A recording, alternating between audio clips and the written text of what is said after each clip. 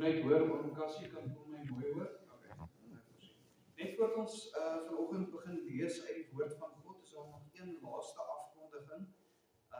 Ek hoop ek mag dit doen. Ek sien daar loop Tannie Lelani. Daar is dit op Tannie gemik. So ja, dit is Moedersdag vandag en ons wil net vir Tannie Lelani sê ook baie geluk met haar eerste kleinkind en James en Chandray is ook hier vandag.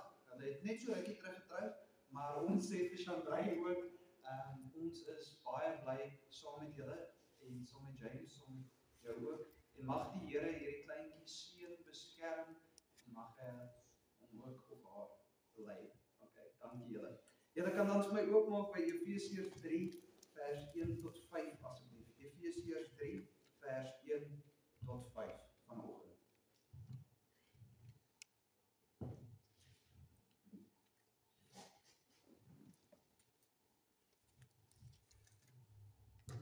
Efesiërs 3 vers 1 tot 5 en ek sal uit die ou vertaling uitlees.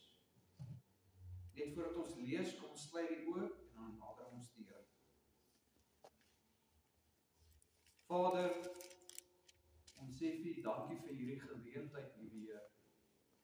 Vader, om saam te kom as U seun se liggaam, as broers en susters in die geloof, om by U voete te kom sit, ook na U woord te luister.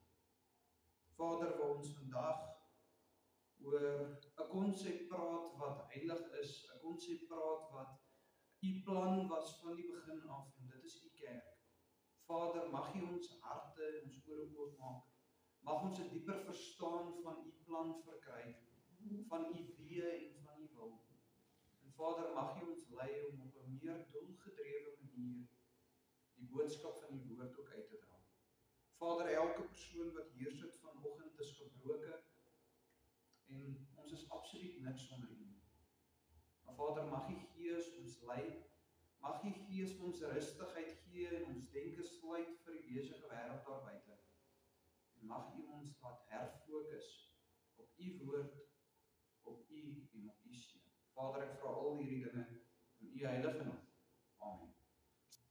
So as ons vanoggend lees uit Efesiërs 3 vers 1 tot 5, sê die opskrif vir ons, die verborgenheid van die roeping van die heidene, die apostelskap van Paulus. Vers 1 sê, om hierdie rede is ek Paulus, die gevangene van Christus Jesus, vir julle wat heidene is. As julle ten minste gehoor het van die bediening, van die genade van God wat aan my verleen is vir julle, dat hy aan my deur 'n openbaring bekend gemaak het, die verborgenheid, soos ek tevore kortliks geskryf het, waardeur julle, as julle dit lees, my insig in die verborgenheid van Christus kan verstaan, wat in hierdie tye aan die mensekinders nie bekend gemaak is nie, soos dit nou aan sy heilige apostels en profete geopenbaar is, deur die Gees. En dan staan daar naam, net tot sover, asseblief. En soos wat julle weet, is ons nog tans besig met ons reeks, wat handel oor ons geloofsbelydenis, en ons trek dan vandag by preek nommer 7 in hierdie reeks, en ook by 'n nuwe tema wat handel oor die kerk. Nou ek weet, om oor die kerk te gesels kan baie keer langdradig voel, dit kan uitgereik voel, maar vanoggend het ek werklik gefokus op die doel van die kerk. En ek glo dit is 'n interessante preek, ek het baie tyd in navorsing ingesit, om bietjie van 'n ander hoekspunt na die era te kyk waarin ons leef, en dit is die kerk-era. En sodoende gaan ons die vraag vra, nou wat is werklik die doel van hierdie gemeente? Wat is die doel van Brakpan gemeente? Wat is die doel van die globale liggaam van Christus werklik in sy eenvoudige, diep vorm? So as ons dan begin met ons tema vir vanoggend, kan ons sê, soos wat ek nou net gesê het, leef ons in die era van die kerk, en dit is wat hierdie tydperk vernoem word. En in Engels het hulle so snaakse woord of bewoording vir hierdie, en hulle sê dispensation of grace is die tydperk se naam, wat verwys na die volgende, dat ons lewe in die tydperk van genade. Ons lewe in die tydperk dat enigiemand wat glo deur genade in Christus Jesus, tot redding kan kom. En ook sodoende dat die wet nie meer die maatstaf is nie, maar Christus self. Nou in die Bybel sien ons duidelik dat God oor verskillende periodes van verskillende tydperke verskillend die mensdom gehanteer het. En hierdie kan nou baie vreemd klink, want ons het nou net so 'n paar sondae terug gepreek oor God, en God is onveranderlik, en God bly dieselfde, want hy is buite tyd, en dat dit 'n belangrike waarheid is, dat God nie kan verander nie. Want anders kan hy net môre sê, hoorie, daai beloftes wat ek in my woord vir julle gemaak het, ek verander dit nie. Christus stel nie meer as die sleutel. Maar wat interessant is, hierdie waarheid is meer gemik op wie God is, sy natuur, sy karaktereienskappe, soos liefde, God is liefde, God is heilig, God is regverdig, en hy sal hierdie dinge wees tot in alle ewigheid. Maar God in die woord hanteer mense in verskillende tydperke van die woord, op verskillende maniere.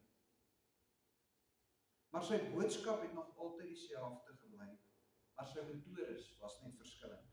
Maar dan kan ons vir onsself vra, as 'n kerk in die Nuwe Testamentiese era, as 'n kerk in die moderne wêreld, is ons metodes ook behoort om te verander soos wat tye verander? Is ons manier hoe ons na die wêreld kyk en hoe ons die wêreld hanteer behoort om te verander? Of is dit behoort om dieselfde te bly? Nou, 'n baie groot gevaar met Bybelse interpretasie is dat partykeer as ons 'n vers uit die skrif uithaal, waar God iets sê of doen of sy mense beveel om iets te doen, dan is ons soos, dit is hoe God wil hê ons moet dit doen, of dit is wat God sê hoe ons dit moet doen. En dis die alleenlikste wyse waarop ons dit moet doen. Maar in hierdie is daar baie keer baie groot gevaar. En net 'n voorbeeld daarvan, om twee verse in kontras te mekaar te sit oor hoe God dieselfde ding beveel, maar op twee verskillende maniere, en dis eintlik Christus wat hier praat. Dis Lukas 10 vers 2 tot 4 wat sê, hy sê toe vir hulle, die oes is wel groot, maar die arbeiders min. Bid dan die Here van die oes, dat hy arbeiders in sy oes uitstuur. Gaan dan, kyk, ek stuur julle soos lammers onder wolwe. Moenie 'n beurs of 'n reissak of skoene dra nie, en groet niemand op die pad nie. Dis Christus wat sy disippels beveel. Maar dan in Lukas 22 vers 35 tot 36 stuur Jesus weer sy disippels uit, maar nou op 'n ander wyse. En hy sê vir hulle, toe ek julle uitgestuur het sonder beurs en reissak en skoene, het julle iets kort gekom, en hulle antwoord, niks nie. Toe sê hy vir hulle, maar nou, wie 'n beurs het, laat hom dit neem, en so ook 'n reissak, en wie dit nie het nie, moet sy kleed verkoop en 'n swaard koop.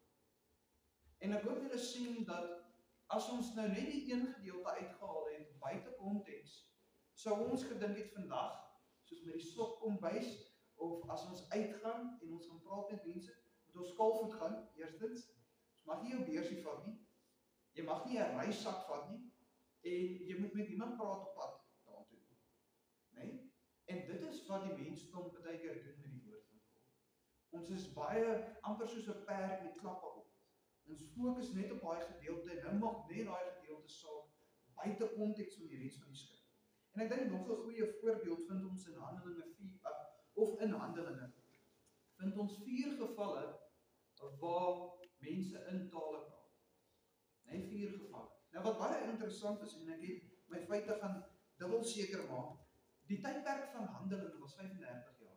Jy sal vinnig dink as jy Handelinge lees, miskien is dit 'n jaar of 2 jaar, want dit voel amper hulle praat die hele tyd oor dieselfde persone, of dit vlugtig verby was. Maar dit was 35 jaar was die boek van Handelinge ingeskryf. Maar net 4 keer vind ons voorbeelde van mense wat in tale praat. So kan ons deur daardie sê dat dit 'n norm moet wees vandag, dat ons by elke geleentheid in tale moet praat. As daar net 4 keer dit opgeteken is, kan ons sê dat die apostoliese tyd dieselfde moet wees as ons tyd nou. En wat ek daarmee bedoel, die apostoliese tyd, is die tydperk toe die apostels geleef het, Petrus, Paulus en daai manne. Moet die kerk lyk soos wat dit in Handelinge gelyk het? En nee, kan ons sê.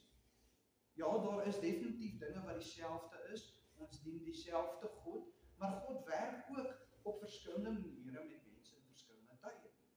En sodoende kan ons sê dat die kerk vandag nie 'n perfekte refleksie hoef te wees van Handelinge.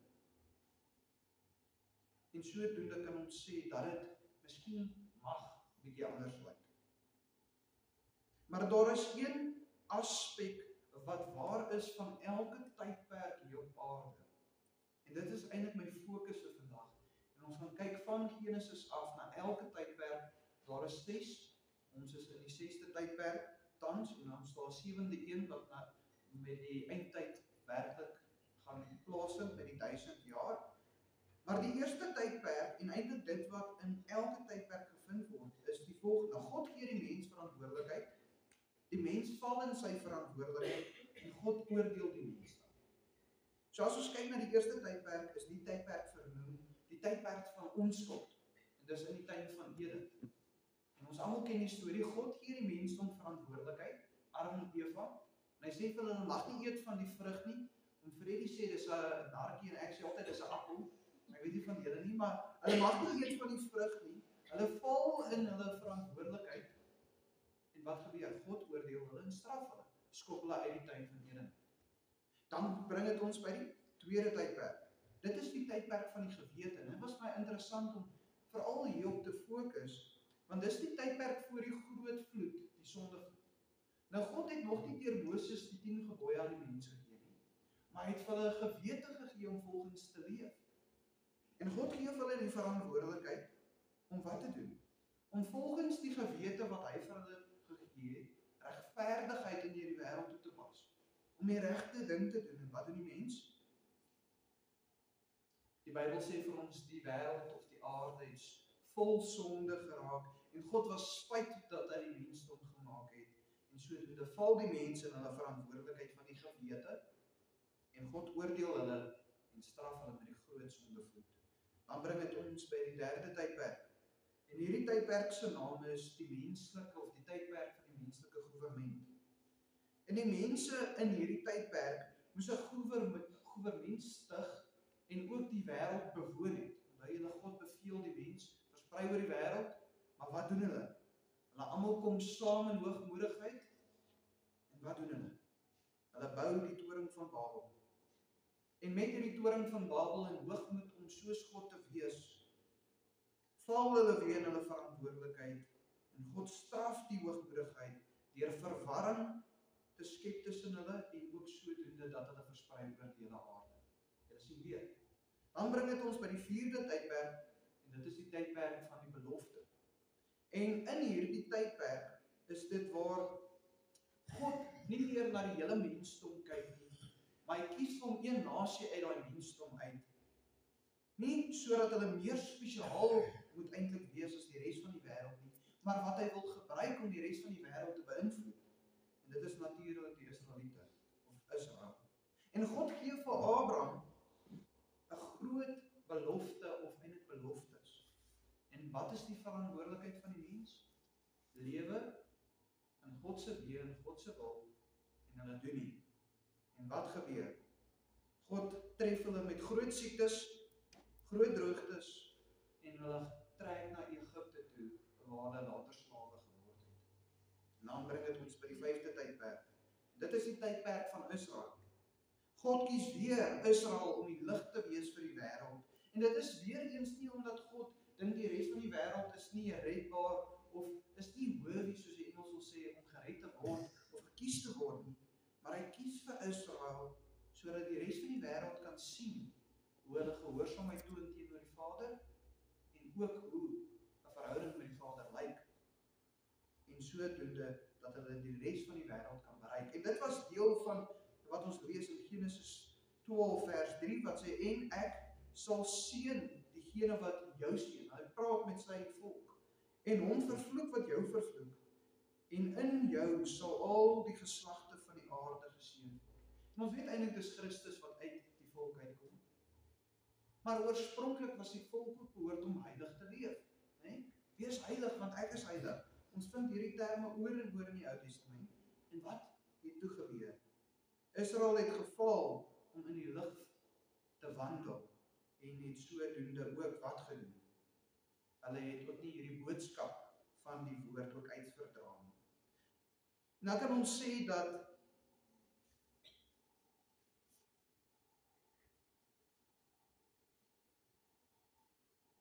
Israel was eintlik gekies om al die heidene nasies te beïnvloed en ook hierdie voorbeeld te toon van gehoorsaamheid teenoor God. Maar wat doen Israel? Die eerste geleentheid wat hulle verkry en elke geleentheid wat hulle verkry, het hulle ander afgode wat hulle maak en hulle volg dit en hulle aanbid dit.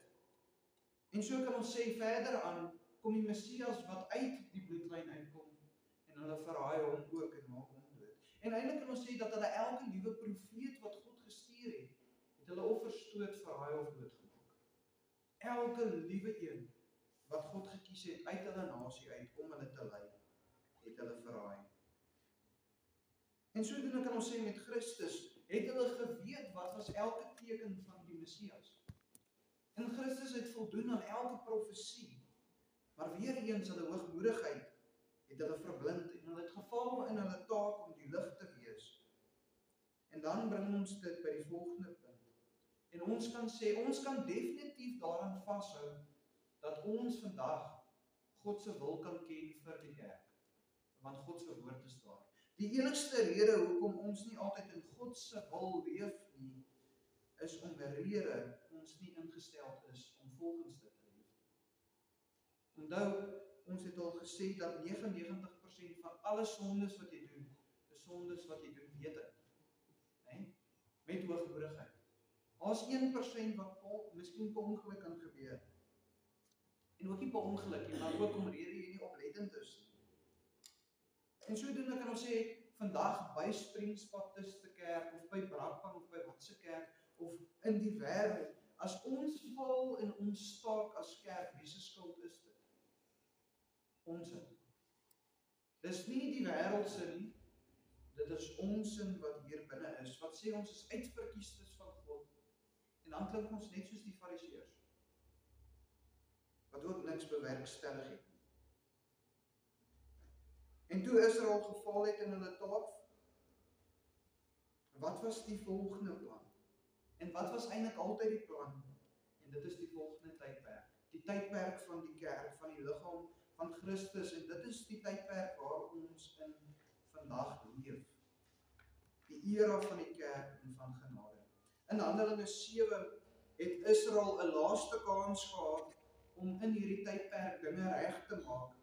En ons lees van dit, van 'n man met die naam Stefanus, net na die uitstorting van die Gees, en Stefanus wat 'n diaken was, een van die eerste diakens wat aangestel is, en hy gaan na die Jode toe en hy preek met die volgende tema in Handelinge 7 vers 35, wat handel oor die Israeliete het vir Moses verloon en ook weggestoot, en sodoende lees ons dan in Handelinge 7 vers 39 tot 43 die volgende oor Stefanus se preek. En hoor spreek hy die Israeliete of die Jode aan. Hy sê, na hom wou ons vaders nie luister nie, maar hulle het hom verstoot en met hulle harte na Egipte teruggekeer. Toe hulle vir Aaron gesê het, maak vir ons gode wat voor ons uit sal trek, want hierdie Moses wat ons uit Egipte land uitgelei het, ons weet nie wat van hom geword het. En hulle het in daardie dae 'n kalf gemaak en aan die afgodsbeeld 'n offer gebring en hulle in die werke van hulle hande verbly. Maar God het hom afgewend en hulle oorgegee om die leer van die hemel te dien, soos geskrywe is in die boek van die profete. Julle het tog nie aan my slagoffers en offers gebring gedurende 40 jaar in die woestyn, o huis van Israel. Ja, julle het die 10 van Moloch opgeneem en die ster van julle God Remfan, die beelde wat julle gemaak het om hulle te aanbid, en ek sal julle ander kant Babylon wegvoer. En dan lees ons verder van hierdie preek wat Stefanus hulle mee eintlik vermaan as Jode in Handelinge 51 of Handelinge 7 vers 51 tot 52 wat sê, julle hardnekkig is en onbesnedenis van hart en ore. julle weerstaan altyd die Heilige Gees, net soos julle voorvaders, so ook julle. Want een van die profete het julle vaders nie vervolg nie. Ja, hulle het die gedood wat vooraf die koms verkondig het van die regverdige, van wie julle nou verraaiers en moordenaars geword het. En Stefanus vereis eintlik rekenskap van die Jode, want onthou net, die Jode is die uitverkieste volk, die mense van God, maar om elke hoek en draai het hulle vir God verloor en ook verstoot. Maar hulle hou vas van hulle die bloedlyn. En Stefanus sê eintlik, hy kla hulle aan en hy sê vir hulle, julle voorvaders het elke gestuurde een verraai en doodgemaak. En toe sluit hy af met, tot die Messias het julle verraai en ook vermoor. En dit is toe eintlik ironie gebeur. En die Jode maak vir Stefanus dood, nog 'n gestuurde een van God, deur hom dood te stenig. Met hierdie gebeurtenis is dan ook die tydperk van die Israeliete verby. En dit is baie interessant, want die volgende is die rede hoekom die tydperk verby is, want ons glo in 'n drie-enige God, en eintlik het hulle in daai tydperk, net voor Christus se kruisdood en net na dit, God, die drie-enige God, verraai 3 keer. Hulle het vir Johannes, die laaste profeet van God, het hulle doodgemaak, hulle het sy kop afgekap, Johannes die Doper, en sodoende vir God verraai. Hulle het vir Christus, God die Seun, verraai deur hom dood te maak, die Jode, deur hom te kruisig, en hulle het sodoende net na die uitstorting van die Heilige Gees, Stefanus wat gestuur is en die eerste martelaar is vir die geloof, het hulle gestenig en so die Heilige Gees verraai. Die hele drie-enige God het hulle in 'n kwessie van 'n paar maande en jare verraai. En nou begin dit baie interessant word, want daar is profeseë geskryf in die Ou Testament wat spreek oor die oordeel wat oor Israel sal kom vir hierdie dinge. In Psalm 2 en ook Psalm 110, en julle kan dit met liefde by die huis gaan lees. Ek het nou nie tyd om dit ook met julle te deel. Maar wat interessant is in Handelinge 7, net na Stefanus dood is, beweeg die skrywer en die tydperk net aan van die een na die volgende. Ons beweeg van die Israelitiese tydperk dadelik na die kerktydperk, maar ons geen oordeel of straf nie. Onthou julle, ons het nou 5 tydperke gedoen waar God elke keer die Israeliete of die mensdom gestraf het. Hulle het verkeerd gedoen, God het hulle gestraf, geoordeel, en so het die volgende tydperk gekom. Maar in hierdie geval van die Israeliete het daar niks gebeur nie. Dink in die Nuwe Testament wat se oordeel het oor hulle gekom. Maar dan kan ons vir ons die vraag vra hoekom. En baie slim manne sê, want die tydperk van Israel is nie werklik verby nie. Hulle oordeel moet nog kom, en dit maak eintlik baie sin as 'n mens kyk na Openbaring. In Openbaring lees ons nie eintlik van die kerk nie, ons lees meer dis gefokus op die Jode self. En dan sê hulle, die verdrukking is nie eintlik 'n oordeel oor die gelowiges nie, maar die verdrukking is 'n oordeel oor die Jode. En dis hoekom net 'n handjievol in Openbaring 144.000, 12.000 uit elke stam van die Jode sal op die ou einde tot redding kom en sê dit is werklik Jesus, die Messias. En wat interessant is, as ons na die res van die Nuwe Testament kyk, spreek dit alleenlik oor die kerk, behalwe die eindtyd, spreek meer oor die Jode. En sodoende kan ons dan onsself die vraag vra en sê, maar is ons dan werklik in die tydperk van genade en van die kerk? En ons kan sê, ja, ons is. Maar dan kan ons die volgende vraag vra en vra, hardloop hierdie 2 tydperke dan parallel aan mekaar? Nee, antwoord is nee. As ons dink aan 'n remote van 'n TV, is dit asof God 'n pausknopie gedruk het op die Israelitiese tyd en die oordeel van hulle sal nog kom. En dit is wanneer die kerktyd of tydperk verby is. Aan die einde van dae. Efesiërs 3 vers 1 tot 6, ons hoofteksgedeelte, het nou net die sleutelvers ook bygesit. En dit is vers 6, sê vir ons, om hierdie rede is ek Paulus, die gevangene van Christus Jesus, vir julle wat heidene is. As julle ten minste gehoor het van die bediening van die genade van God wat aan my verleen is vir julle, dat hy aan my deur 'n openbaring bekend gemaak het, die verborgenheid soos ek tevore kortliks geskryf het, waardeur julle as julle dit lees, my insig in die verborgenheid van Christus kan verstaan, wat in ander tye aan die mensekinders baie belangrik, nie bekend gemaak is nie, soos dit nou aan sy heilige apostels en profete geopenbaar is, deur die Gees, naamlik, en vers 6 was nie nou by nie, maar vers 6 sê dan naamlik, dat die heidene mede erfgename is, en medelede van die liggaam, en mede deelgenote aan sy belofte in Christus, deur die evangelie.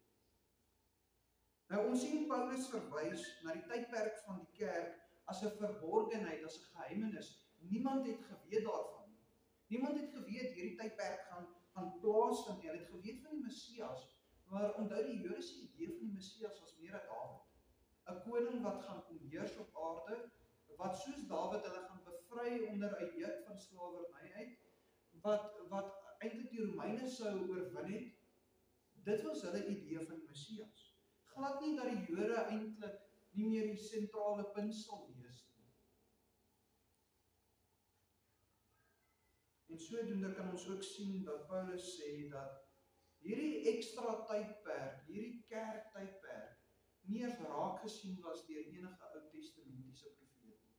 Want eintlik kan ons daarna verwys as 'n vallei die kerktydperk tussen twee berge. Die twee berge is eintlik die Israelitiese tydperk. En dat die profete van die een berg af elke keer die ander berg gesien het as profete, maar nooit die vallei wat tussen dit is nie. En mense, dit is die tydperk waarin ons leef. En nou gaan ons 'n bietjie fokus daarop. En ek hoop julle is gevul vandag met blydskap omrede ons in die tydperk van genade woon. Ek weet ons sê altyd die wêreld raak al hoe meer donker. Maar julle weet as dit nie vir die tydperk was nie, sou nie een van ons vandag tot redding gekom het. Dat sonder die tydperk van genade en van die kerk het ons glad nie vir God geken nie. Leef ons nie eintlik in die beste tydperk van die geskiedenis van die mens nie? Is dit nie waar? Ons is die lewe in die enigste tydperk waar daar vergifnis is en nie 'n oordeel en straf nie. En besef ons dat Jesus amper terugkom en dit sal die einde van die kerktydperk wees. Besef ons dat daar al reeds 2000 jaar van genade was op hierdie aarde. En hierdie 2000 jaar is ook amper verby. Dat die genade tydperk amper verby is. Dat Christus enige dag kan terugkom en dit sal verby wees, geen redding meer sal plaasvind nie. Geen verlorenes sal tot redding kan kom nie. Maar mense, het ons nie soveel verskonings in hierdie tydperk van genade nie. Die wêreld is so donker. Weet julle hoe vieslik en wreed was die wêreld in jou tyd? Ons wêreld is maanskyn en rose teenoor die geskiedkundige gebeurtenisse wat gebeur het in die Ou Testament. Daar het hulle moord en doodslag gehad, hulle het babas doodgemaak as hulle plek oorneem, hulle het geen omtrent morele kode gehad nie, hulle het net gedoen wat hulle wou. Maar mense, my vraag is, in hierdie tydperk van genade waarin ons leef, is dit nie behoort om 'n doel te wees om daaraan vas te hou, dit te gryp en dit nie te los nie en dit te gebruik, want die dief kom amper in die nag en dit is Christus. Maar dan kan ons onsself die vraag vra, hoe het hierdie tydperk begin van die kerk? En heel eenvoudig in ons hoofteksgedeelte. God het dit in die oor van Paulus gefluister, dat albei Jood en nie-Jood sal tot redding kan kom. En dit kon nie eers gebeur het na die tyd van die Israeliete, want die heidene het nooit 'n kans gehad tot enigiets in die Israelitiese tydperk. Maar toe God dit openbaar aan Paulus, dit is toe die tyd van die liggaam van Christus werklik begin. Want toe kon enigiemand Jood of nie Jood tot redding kom en ook sodoende kinders van die Here. Wat vir my so mooi is in 1 Petrus staan daar, dat ons is geseënd wat in die tydperk woon na Christus. Sien ons dit nog as 'n seëning? Of dwaal ons rond in hierdie wêreld in Springs in die Oosrand in Suid-Afrika met ons koppe wat hang, want die las van die wêreld is te swaar. Mense, die las is nie eens op jou skouers nie. Christus het dit gedra aan die kruis vir jou. God het vir Paulus gefluister dat hierdie waarheid is 'n waarheid wat lewens kan verander, wat 'n ewigheidswaarde dra. Wat het Paulus gedoen? Die res van sy lewe toegewy om die waarheid van hierdie era te verkondig. Die waarheid van hierdie tydperk, die era van genade, tot die dood toe, soos wat ons weet. En wat vir my so mooi is van Paulus se storie is, dat hy dit tot verkondig het met sy laaste oomblikke, en die man wat Paulus kop moes afkap, het gesê, kap my kop saam met syne af. En hulle het albei sy kop afgekap. En Paulus het die waarheid verkondig. En ja, die woord is duidelik, die kerk was toe gebou op die rots, en wie is die rots? Petrus. Maar my vraag is dan vanoggend aan julle, soos wat ek in die begin gevra het, wat is die doel van die kerk globaal en van Springs en van Brakpan? En eintlik kan ons sê in eenvoud om die waarheid te verkondig. Die waarheid van die genade. Die waarheid van die kerk tydperk. Maar my vraag is dan, verkondig ons nog hierdie waarheid? Verkondig ons hierdie waarheid met moed in ons harte? Want om eerlik te wees, elke keer wat ek hier uitstap, elke keer wat ek by Brakpan uitstap, loop ek myself teë met gelowiges wat se koppe hang, en wat geen wil het in hulle om enigiets te doen nie. Geen wil het om die woord te verkondig nie. Altyd sê, dit is wat ons moet doen. Nee? Christus is die antwoord. Maar as dit kom waar die tekkie die teer moet slaan, is daar absoluut niks wat gebeur in hierdie genade nie. En mense, is dit nie hoekom die woord vir ons sê, dat iemand wat die weë van die Here ken en omdraai en dit nie gebruik nie, is soos 'n hond wat teruggaan na sy eie braaksel toe. Jy slegter af. En jou hart word verhard. En dis hoekom ons as kerk 'n sendelinge uitstuur. Mense in die Baptiste kerk het ons nie eens een geregistreerde sendeling. Dink jy ons dra nog hierdie mandaat? In die Baptiste kerk ondersteun ons ander sendelinge. En ons kondig dit nie eens af nie. Ons het nie eens ietsie wat vir ons sê, wat doen hulle nie. En om eerlik te wees, dink ek vandag in ons tydperk is dit nie eens nodig vir 'n sendeling nie. Want die verlore mense is hier by ons. As elke kerk net weer sy werk doen in sy omgewing, in Suid-Afrika natuurlik, wat eintlik 'n Christelike nasie is volgens statistieke, dan sal ons uitreik. En dan sal mense tot redding kom. Maar ons weet nie meer hoe nie, want ons het dit nog nooit gedoen nie. Besef ons dat dit nie net gaan oor ek wil die woord en die waarheid verkondig nie, maar dat jy vanoggend 'n mandaat het, 'n bevel het van God om dit te doen. En as ons in enige ander tydperk gewoon het, sou God ons gestraf het vir ons ongehoorsaamheid. 'n Sondevloed oor ons gebring het, 'n Sodom en Gomora gebring het met vuur uit die hemel uit. Ons versprei het oor die wêreld. Maar omrede ons so gewoond is, nee, God gaan my vergewe, het ons in die reliksheid inbeweeg van absoluut niks.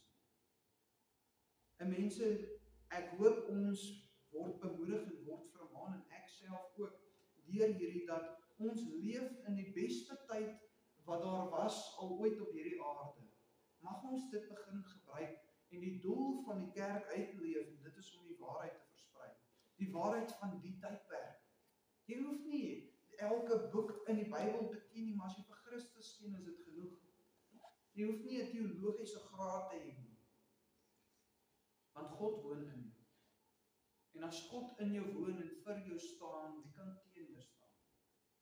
En al wat ons moet doen is uit daai bootjie uitklim op daai stormsee. In die meeste van ons gevalle is daar nie eers 'n stormsee nie.